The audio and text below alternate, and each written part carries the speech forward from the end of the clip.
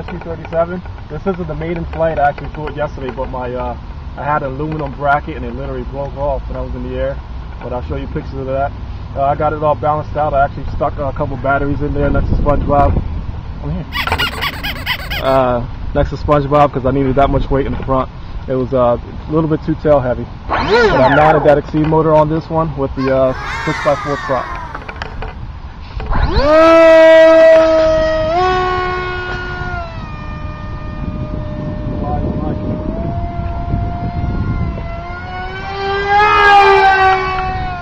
Don't expect the cameraman to keep up with it.